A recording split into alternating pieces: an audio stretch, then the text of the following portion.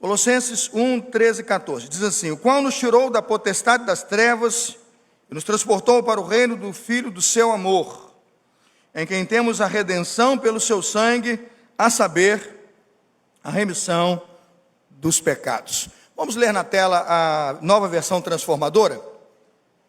Vamos ler na tela, todo mundo junto agora, a Nova Versão Transformadora, todos juntos?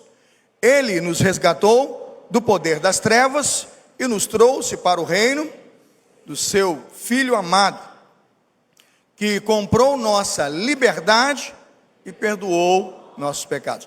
Veja que a palavra remissão já foi traduzida, né? A gente fala em remir aí, e ele já traduziu para os irmãos a palavra. O tema de hoje é: quem precisa de um Salvador? Tem hora que eu acho que no mundo de hoje, muita gente não precisa de um Salvador. Chega dezembro, né? Vamos celebrar o Natal, e aí está todo mundo decorando a casa, decorando tudo, né? Arrumando para o Natal, tem mesa bonita, toalha bonita, não é? Tem árvore bonita, tem sapatos pendurados na janela, bolas nas árvores, luzes, pisca-pisca. A grande questão é: nós sabemos de fato o que é que estamos celebrando no Natal? Quando nós não sabemos o que estamos celebrando no Natal, o que nós estamos dizendo é que eu não preciso de Jesus, que eu não preciso de um Salvador, ou que então esta grande festa não faz sentido nenhum para aquele que é o aniversariante. Eu só celebro o Natal, irmãos, e eu agradeço a Deus por poder celebrar o Natal, porque eu preciso de um Salvador. Eu sei muito bem quem é Jesus, e sei muito bem o que Jesus fez por mim, o que Jesus fez em relação à minha vida como filho dele. Eu não sou daqueles que equivocadamente olham para Jesus e pensam de Jesus alguma coisa equivocada sobre quem ele é. Deus tem me livrado disso.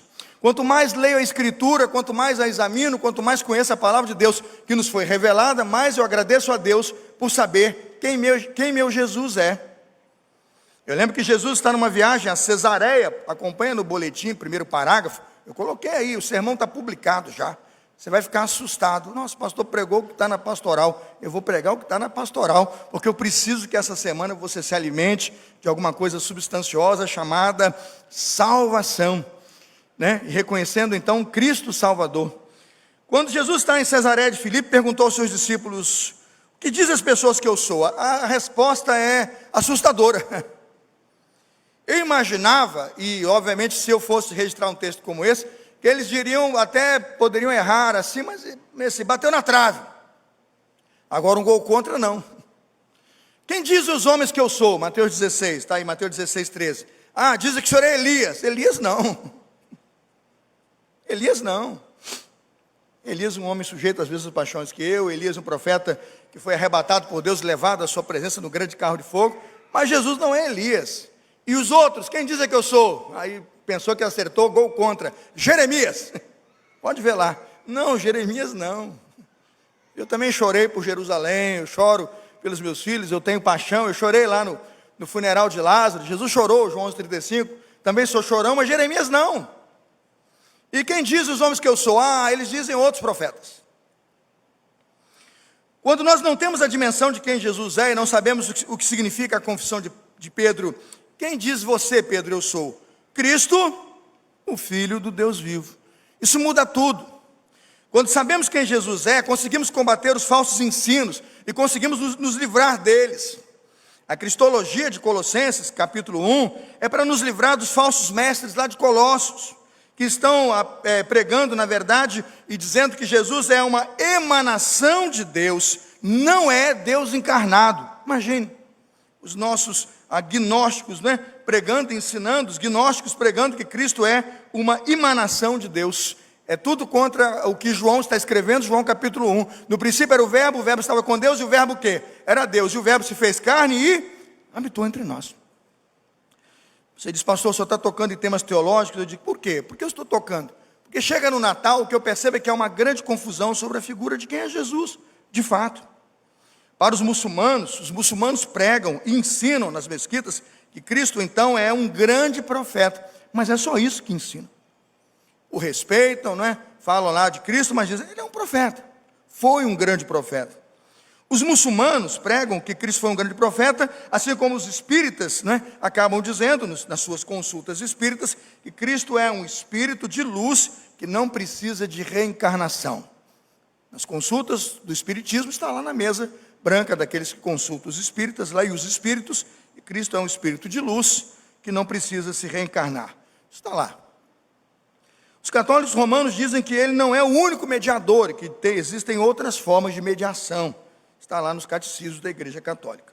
Os testemunhos de Jeová dizem que ele foi o agente da criação, mas não aceitam, não reconhecem e dizem que ele não é Deus eterno. Inclusive, todo o Novo Testamento na Bíblia do Testemunho de Jeová tem alterações textuais para que isso seja sustentado.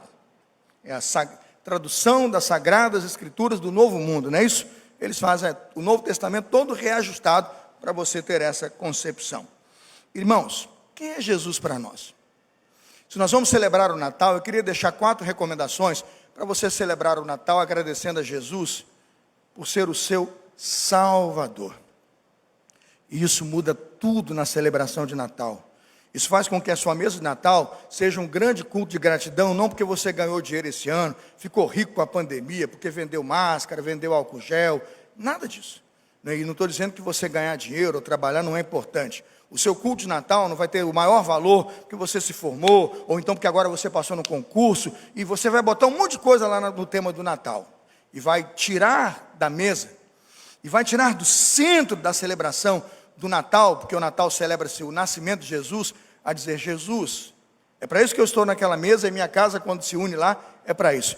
É para te louvar, Senhor, porque o Senhor é o meu Salvador, absolutamente o meu Senhor e o meu Salvador. Quando em Mateus capítulo 1, versículo 21, Mateus 1, 21, José recebe a explanação de que Maria estava grávida e haveria nela uma concepção fruto do Espírito Santo, concepção virginal, fruto do Espírito Santo. A resposta dos anjos a José, quando diz a ele que menino vai nascer naquele momento de Maria e sua concepção, diz assim: e dará à luz a um filho e chamará o seu nome Jesus. Por quê? Porque ele salvará o seu povo, o quê? Dos seus pecados. Ao celebrar o Natal, celebre o Natal, diga: Jesus é o Salvador do mundo. Repita comigo: Jesus é o Salvador do mundo. Tenha cuidado nas suas postagens, nos cartões que vai divulgar, nas cartas que vai escrever, nos dizeres que vai promover, porque se nós não tomarmos cuidado, é basicamente celebrar o Natal dizendo que Jesus é Elias, Jeremias, é um profeta. Ele é qualquer coisa menos o sentido de tudo que vamos nos envolver pregando, estudando e trabalhando de hoje ao fim do ano. Jesus Cristo é o Salvador do mundo. Quando o Natal chega, precisamos celebrar o Natal no meio das pessoas que precisam reconhecer e saber que precisam de salvação. Quanta gente não sabe que precisa de um Salvador, porque no Natal nós não levantamos a figura do Salvador, nós levantamos a figura do Papai Noel, do frango assado. Tem gente que fala mais de pernil de Chester do que de Jesus. No Natal faz mais sucesso o amigo oculto de fim de ano. Nós divulgamos muito mais fotos nas mesas de nossos encontros do que palavras bíblicas e cristãs anunciando às pessoas a verdadeira mensagem. Isso me preocupa, porque é como se do céu Deus perguntasse: quem você acha que eu sou? Que sentido tem o Deus Filho na sua vida? Como esse Deus Filho marcou a história da sua vida? A primeira prerrogativa eu a coloco no boletim desta manhã: agradeça a Deus, porque Ele nos libertou do império das trevas. É isso que eu vou celebrar no Natal. E se eu puder cantar, e se a Angélica com a Luísa lá compor um hino lá em casa, eu quero cantar este hino: Ele me libertou do império das trevas. Veja Colossenses 1,13. Ele nos resgatou, a versão da NVT, Ele nos resgatou do poder das trevas. A palavra libertar significa, irmãos, libertar do perigo, livrar do perigo. A palavra libertar significa que, na verdade, nós estamos livres das penalidades do pecado, penalidades essas que nós nunca poderíamos nos livrar sem Cristo. Condenados seríamos por força da lei, porque a Bíblia diz que a lei é para condenação se nós quebramos qualquer um dos mandamentos. Aí você diz: mas não quebrei, não adulterarás, nunca. Você diz assim: não cobiçarás, nunca. Aí eu digo: mas e o primeiro? Não terás o quê? Outros deuses diante de mim. E o segundo? Não dirás falso testemunho. E todos os mandamentos, dos dois dos quais se sustenta toda a lei. Amarás o Senhor teu Deus de todo o teu coração, alma, força e entendimento. E ao próximo o quê? Como a ti mesmo. O indivíduo cobiça e acha que continua amando a Deus. Ao cobiçar, quebrou já o primeiro e maior de todos os mandamentos, porque ao cobiçar ele quebra o amor a Deus, o respeito a Deus, a reverência aos seus ensinos. Está condenado. Quando vejo a perspectiva de que eu preciso nesse Natal de um Salvador, agradeço a Deus, por quê? Porque Ele nos libertou do império das trevas. O império das trevas é a esfera onde Satanás, irmãos, exerce sua jurisdição. Ali é o campo de atuação de Satanás. Quantos ainda estão nesse campo de atuação e fazem parte do império das trevas?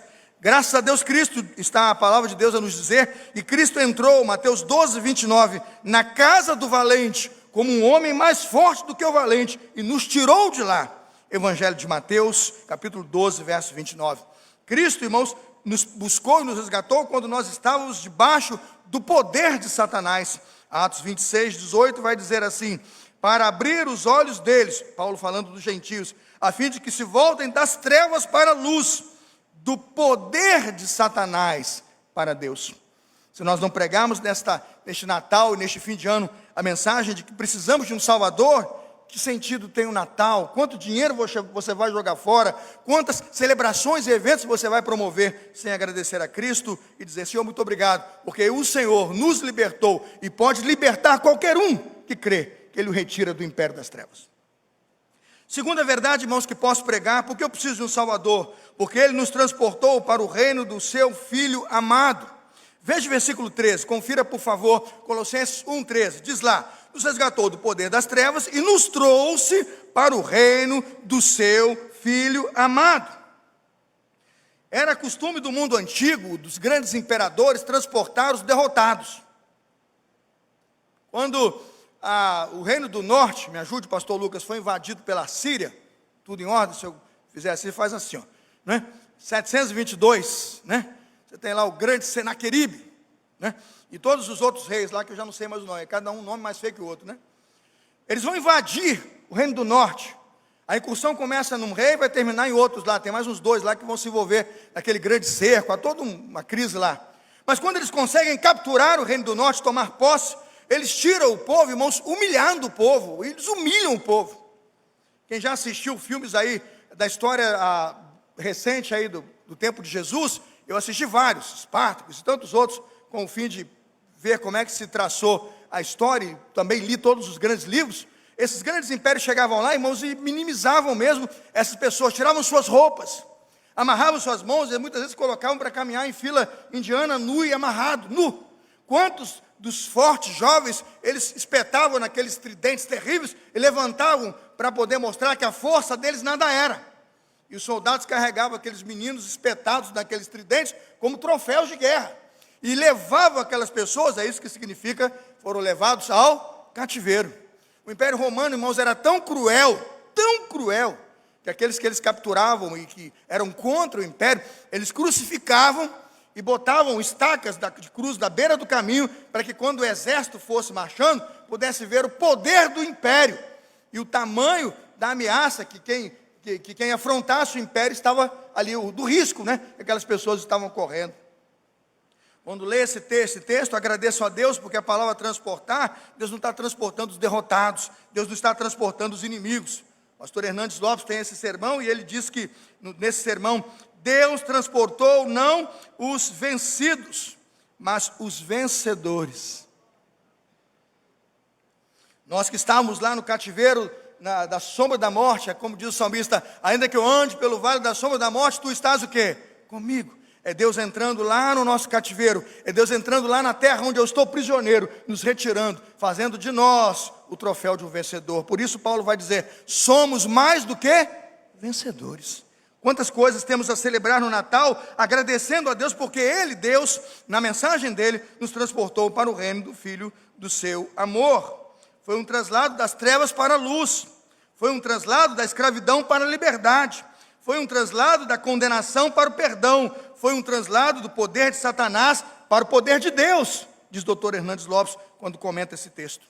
Meus irmãos, eu agradeço a Deus por ler textos como esse e por celebrar uma carta como essa.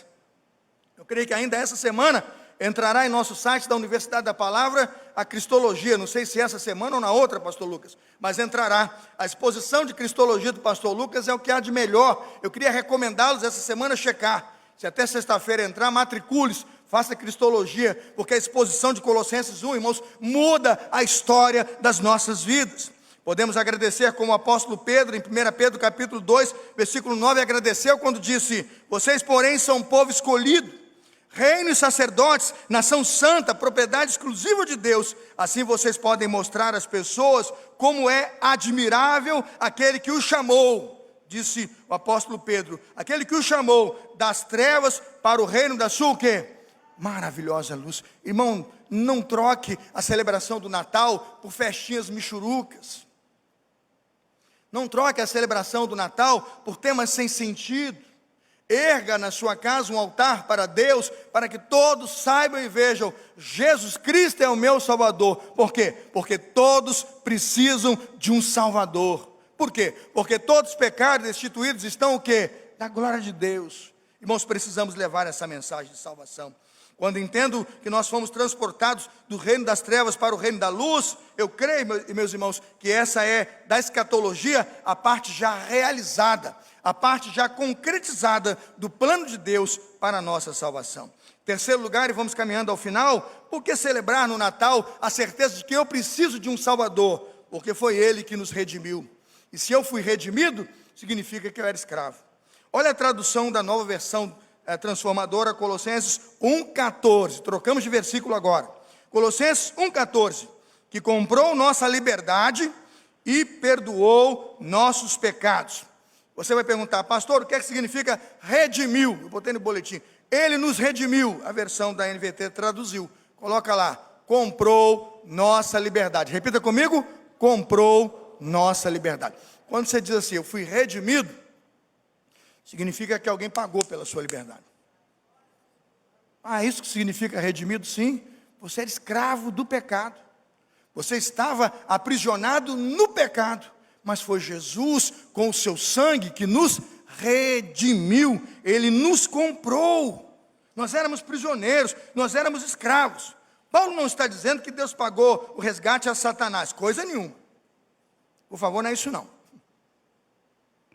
Eu não concordo, e me desculpe os teólogos que puxam para esse lado aí, eu lamento a interpretação de meus colegas, isso é dito nos púlpitos batistas inclusive, eu lamento a interpretação triste.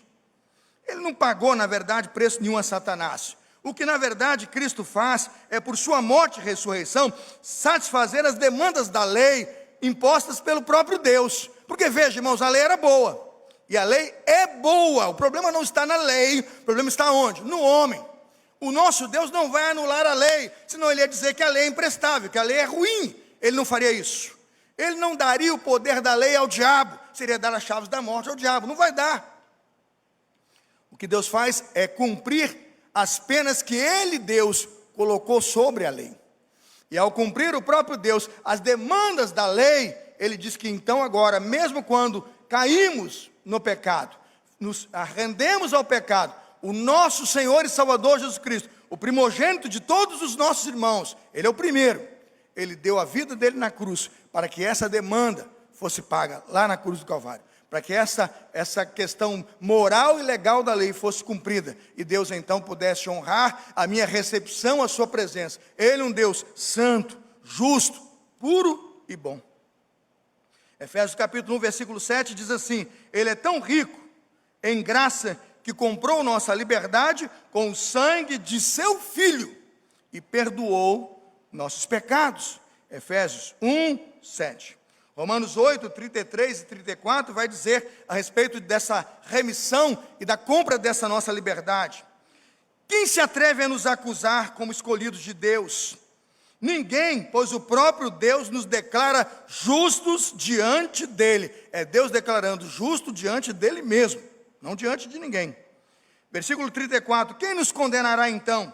Ninguém, pois Cristo Jesus morreu e ressuscitou, está assentado no lugar de honra à direita de Deus, intercedendo por nós.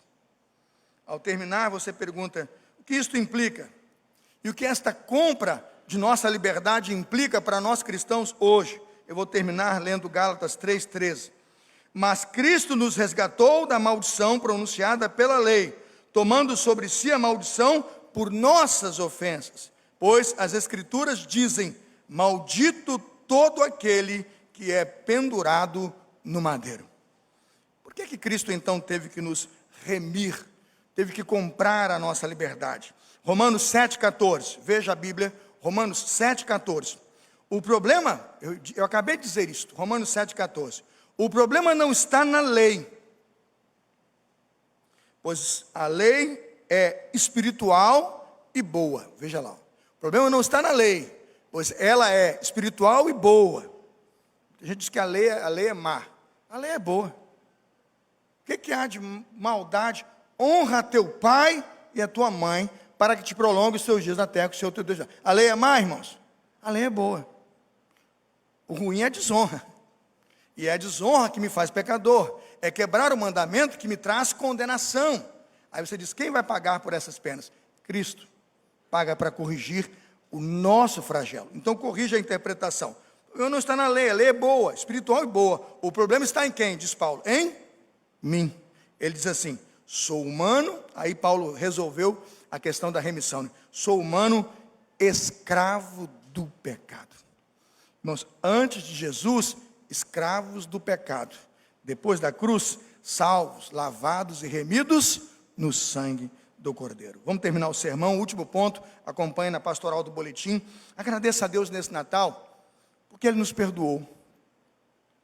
Versículo 14, irmãos, encerra a proposição desta manhã, dizendo: comprou nossa liberdade, perdoou nossos pecados. A palavra perdão significa deixar o outro livre. A palavra perdão aqui significa cancelar a dívida, diz o doutor Hernandes Lopes aí no seu comentário. Não apenas nos deixa livres no sentido de ir com a dívida. Imagina assim, você foi lá, roubou um negócio, né? Roubou um negócio, está no seu bolso, aí o cara te capturou, ficou com pena de você, soltou. Mas você está lá com o negócio no bolso e fugiu. Você foi livre, não foi? Mas você está livre do pecado? Então quando você diz assim, livre, às vezes você não está dizendo muita coisa. Entendeu? Você continua preso nas penas da culpa do pecado. Imagina que você tinha uma dívida com um camarada, rolou lá, pegou um dinheiro, está devendo. E nunca conseguiu pagar. Fez o que pôde, perdeu aqui, perdeu a casa, mas não pagou. Aí para se livrar da dívida, você é transportado, veja, do reino do Rio para o reino do interior. Você sai da capital para depois da poça d'água lá. Você está livre? Sim ou não? Não, você está levando o quê? A sua dívida. Essa é a diferença de perdão. Perdão significa que quando fomos transportados, nós não trazemos o fruto da nossa desonra, nós não trazemos aquilo que nos aprisiona, não está conosco mais o nosso cativeiro. Nós somos transportados para outro reino, não mais endividados, porque veja, fomos remidos, cancelada foi a nossa dívida, e estamos nessa nova gestão, perdoados, absolutamente perdoados. Toda aquela dívida, todo o edital de dívida que havia contra você foi cancelado. Por isso Paulo diz, eu já li aqui, quem se atreve a acusar os escolhidos de Deus? Paulo é enfático, ninguém, eles foram perdoados pelo próprio Deus. Fique de pé, eu quero terminar esse sermão. Fique de pé, abra Apocalipse 12 e celebre comigo a mensagem do Natal, que é pregada no primeiro sermão desta manhã. À noite, eu vou pregar a segunda parte desse sermão, no mesmo capítulo, ainda que eu vou usar outros textos. Volte à noite para tomar a ceia do Senhor e para a segunda parte do sermão. Mas eu queria terminar. Apocalipse 12, 10 e 11. Eu estou usando, eu acho que a NVT. Se a equipe conseguir, vai me ajudar. Mas leia na sua Bíblia. Eu queria terminar mostrando como a barreira entre o pecador e Deus foi removida e os benefícios disso precisam ser celebrados nesse Natal. Apocalipse 12, 10 diz assim: então ouvi uma forte voz que bradava pelos céus. Está lá na tela. Finalmente chegaram a salvação, o poder, o reino de nosso Deus e a autoridade de seu Cristo. Pode avançar. Porque foi lançado para a terra o acusador de nossos irmãos, aquele que dia e noite os acusa diante de nosso Deus. Verso 11. O que aconteceu, irmãos, com esse acusador? Irmãos, quando a salvação chegou, o acusador tentou debochar. Ele procurou criar um sistema de envergonhar a cruz. Procurou tudo quanto pôde para tirar Cristo do caminho da cruz. Até o discípulo disse: Senhor, que essa cruz não seja o teu caminho. E Jesus falou para Pedro assim: para trás de mim, Satanás. Agora veja, quando ele destronado está, cai do céu à terra, tem uma ferramenta poderosa para vencer a ação do mal e celebrar a sua salvação. Veja lá, vamos ler juntos, todos juntos na tela. Eles o derrotaram pelo sangue do Cordeiro e pelo testemunho deles.